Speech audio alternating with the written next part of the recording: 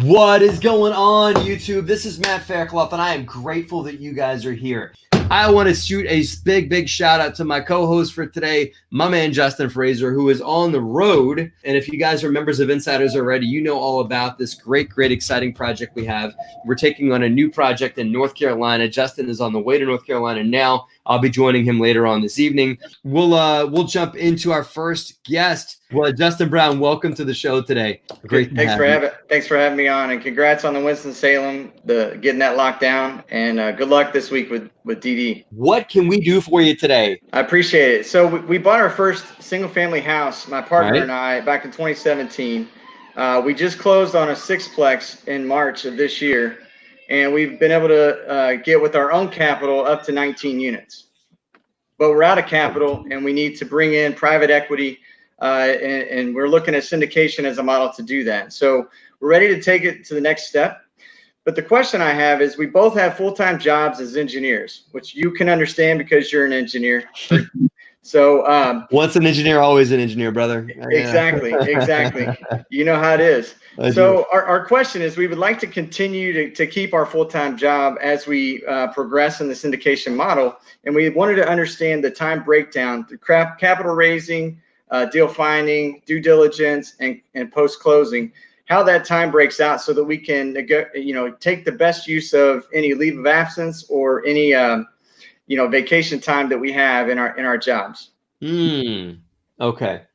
I think that so this is about I want to invest in multi. You want to be the operator, and you got a full-time job. Now you and your partner are really committed to doing this thing as an active investor, right? Because the other option, I know you have other passive investments, and I believe you've got passive investments with us, which we're really grateful to have you on board with us. But you want to get into the active space, and you want to do it with a full-time job. Am I correct? Yes, to start out, do it with a full-time job until we get to a place where we can then replace our job with the active the active investment. Okay, you got options. To answer your question is, it takes a lot of time. A lot, yeah. A big old bucket of time, because you've got to. It's not just about running the day-to-day deal and raising the capital and everything like that. Man, you got to find the deal, and just shaking the real estate network to find deals is tough to do. Justin, I know we were having tech difficulties on your in that. So I don't know if Justin Fraser is still in. The reason I wanted to parachute into Justin Fraser on this one, if he's still in the air, is because he did this. He was running a full-time job, and he scaled up and got into some bigger deals and whatnot while he was running a full-time gig. Justin, you with us? I'm here. Cool. Help. Delaware has better cell service than New Jersey, apparently. I don't know. Nice. I know. Everything's better in Delaware, Justin. Right? Yeah. Anyway, can you what are your? I have insights too, but I wanted to tap your thoughts on this because I know that you did a lot of what Justin's talking about doing here, right? So if you were looking to scale, advice to someone looking to scale up their business and get heavy into get bigger into multi while still working a full-time job, what do you got? Yeah. So Justin, I did it 3 to 4 years ago. That was me, right? I was full-time working my job while building my real estate business, and actually found and closed on a 40 unit while I was working full time. And to Matt's point, it's a lot of work, and it's not easy. But I would say figure out what strengths you have to your advantage. Like, I was able to work from home a lot, so I was able to work home, being on the road or in another city, and then taking any 3 minutes my breaks to actually go have the meetings with brokers and all that. So there was a lot of advantages that I took there. I also had a lot of vacation days. I mean, shit, we didn't go on vacation for 2 years. And my wife was like, "What are you doing with our vacation days?" I'm like, "I gotta go look at property, So you got to do what you got to do with that. But thankfully I was flexible where I had a lot of work from home time, and my schedule was such that I made my schedule. I mean, we still had working hours, but I was able to either come in a little later or leave a little earlier, take a half day here or there, because you need that time. And especially if you're looking into commercial, those brokers, they work 9 to 5 Monday to Friday. So you've got to figure out those hours and how you can be available. I know, Matt, I've been reading through again your book, Raising Private Capital, and Thank I you. know that I know you recommend kind of slow growth. Just do a deal that's maybe twice as big as the previous one. So if we did a 6-plex, maybe we should move to a 12-plex. But we feel that, and what we've heard is that as you scale up to larger properties, you get more of a team assembled. Whereas some of these smaller ones, it's harder to assemble those teams unless you build it yourself, which is no small feat. Yeah. And so I think one of the things that as a follow-up question would be, would that time be, would it be beneficial for us to scale up to a larger deal if we can raise the capital to do so without going to maybe a 12-plex, but go straight to a 32 or maybe even a 65 where we can get on-site management? It doesn't mean that there's a hard and fast law that says that your last was a 6, it must be a 12 or whatever it is. I mean, I think that it's inspiring. You want to go that big, so go for it. The only advice I'll give you on the side is Justin and I have found out the hard way that there's a funny range in properties where you need management, but you can't afford it. If that makes sense, right? And that range we're discovering is somewhere in the say 60 to 90 unit range. So if you're in there, it's going to be this thing where you're going to have so many leases that you need to do and showings that you need to do and maintenance things and stuff like that you're going to want to pay for a site team, but you're not going to have enough revenue coming from your property to pay for a site team. So I would try and stay, because it's something that with mine and Justin's experience, we're still scratching our head trying to figure out how to do it, right? The only real way to do it is with a partial segment of staff, right? That's what we're doing in another property in Lexington, where we're using the site team from another property that's right down the street from it. This is a 48 unit. We're using the site team part-time. So if you can figure out a part-time model for the 60 to 90 units, then you can make that work. But if you can't, then it's going to be, you're going to really laden yourself with a lot of payroll. I know it's kind of a side tangent thing, but that's just, our hands-on advice. Great. 30, 40, 50 units all day long. You can manage offsite and have offsite. I have a 49 unit that runs like a top with offsite management. It's a B asset. So I would look, if you're going to look in that range, I probably would stretch up and look towards B. Because C assets and especially D assets are going to require a lot of attention, a lot of hands-on, a lot of hand-holding, on-site babysitter, if you know what I'm saying, and everything like that. So I probably would not go for the big value, low-priced, lower condition asset in what you're looking to do. I probably would stretch up and try and go for a B. Maybe not an A, but try and look for a B. Does that make sense? Yeah, that makes sense. Yeah, okay. Thank you for that. Looks like we've got our friend Siobhan. That's just, hey, Siobhan, how are you today? Hi, I'm great. How are you today, Matt? I'm awesome, man. So I'm looking to cut my teeth on my first multifamily, and a deal came about, and it's a 4-unit, 4 1-bedrooms plus a existing business, turnkey commercial. It's a restaurant. It's cash flowing. It's been around for about 20 years. So I put out a number. And the owner came back with this particular offer. So he offered, he said, okay, we'll do $850. He'll finance $189,000 towards the down payment. I would need to come up with $70,000. That would get us to 30% of the $850. He'd be willing to finance that down payment for 4 years at 4%, interest only. So and then obviously a balloon payment due at the end of the 48 months. Mm-hmm. I'm a little concerned that it's a bit high because I think that's probably max for market right now. I've spoken to a couple of people and they're like, yeah, that the market for that particular property is probably between 780 and 850 max. So I do like the owner finance position.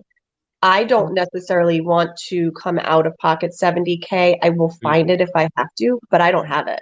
So that's another added component, is that I'm going to have to find a lender to lend me the $70,000 to get me to 30% down. And then I do have either hard money, and I'm also speaking to traditional lenders. Mm-hmm. So those are the specs. My question is that a feasible deal? I know the cash flow, I've done the numbers. Or do I counter at maybe a higher percentage and a lower purchase amount and maybe give him 5.5% on that down payment? All right. I think I got an idea here. What's the business plan?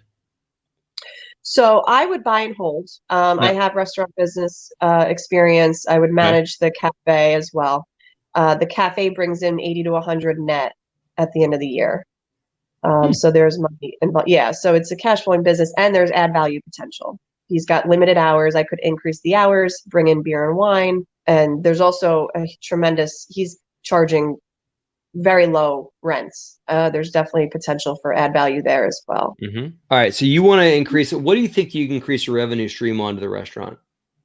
So for the restaurant, I think I could definitely the first 18 months get it to like 120 net.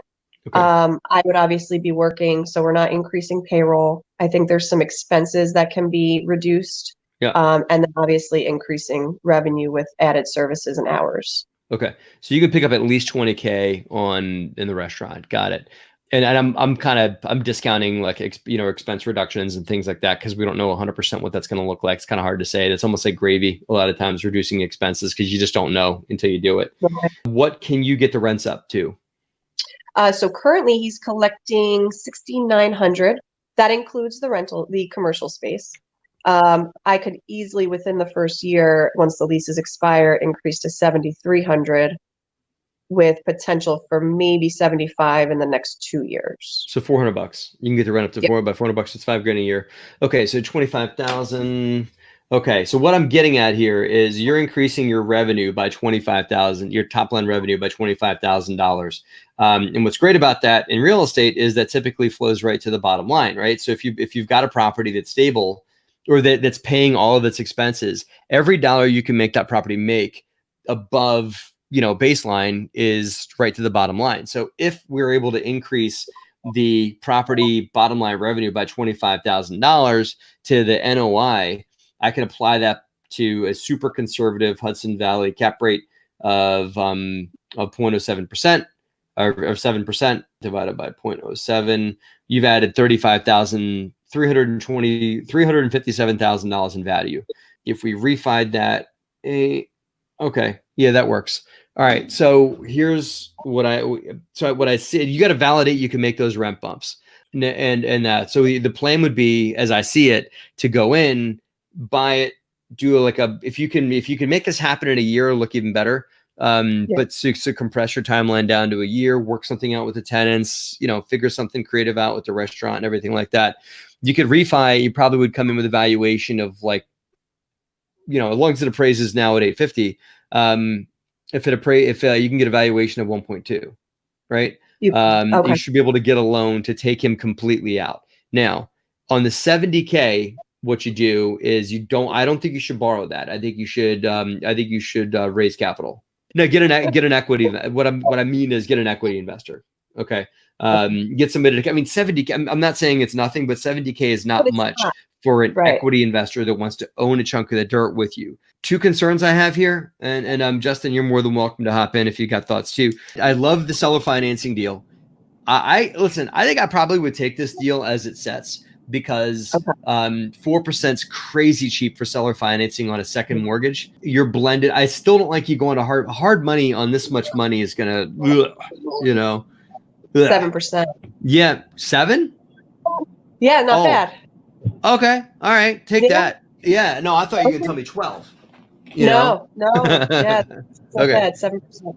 Okay. So your blended cost of capital somewhere when I say blended cost of capital, I mean, if you average out what you're paying in interest on both loans, your blended cost of capital is like somewhere in the high 5s, low 6s, right? So I like this a lot. So you do the value add, you're probably going to have to go to your equity investor on the construction dollars, because my guess is you're not going to get so lucky as to have a bank willing to give you construction money and have your seller financing in place and everything like that too. Now, you're going to have to get creative on finding a bank. This is a concern that I have, finding a bank or a lender that's willing to let your seller put a second mortgage on the property. Have you spoke to your bank about that yet? So I've spoken to a couple. 2 out of 3 were really apprehensive about it. They're like, nope, we want somebody who's all in, and they didn't love it. So I'm just shopping right now. I'm shopping pretty hard. That's gonna be the biggest problem. Well, I have an idea.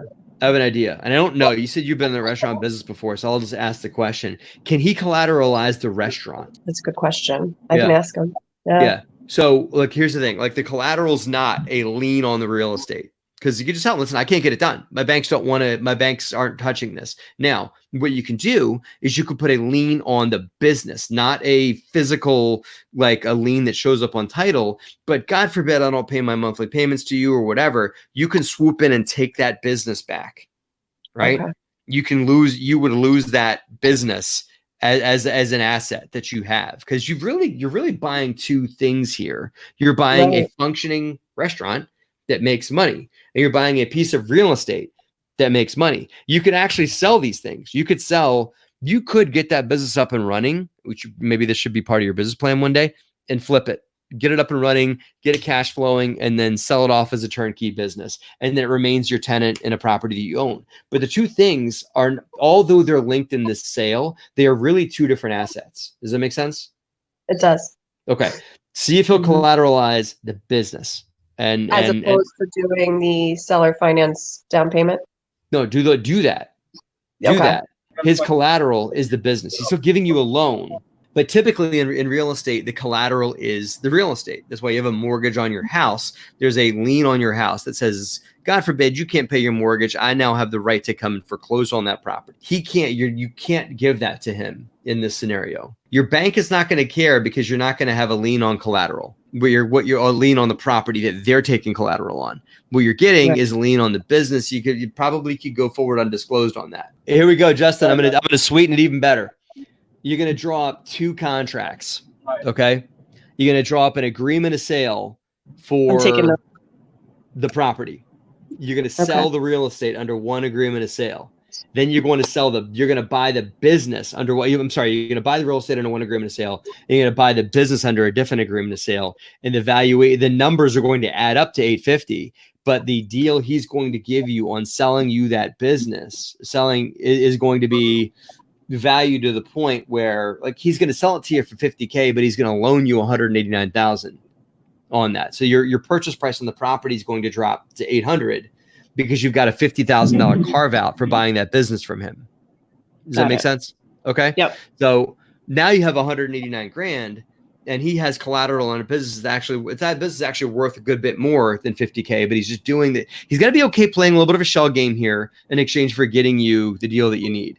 So you're going to put a low valuation on the business, but you're going to take that business purchase out of the agreement. Okay. And it's going to be hard for a bank to understand this anyway. So you're going to have two different agreements of sale. One's with the loan and with the purchase of the business and seller financing, and the other one's just the real estate. And you're going to close, you're going to close at the same table, but you're going to close the purchase of that business. That's closing number one. You walk out of that closing with a check, and you go and take that check and you use that check to buy the real estate. Got it. Does that make sense? Got it.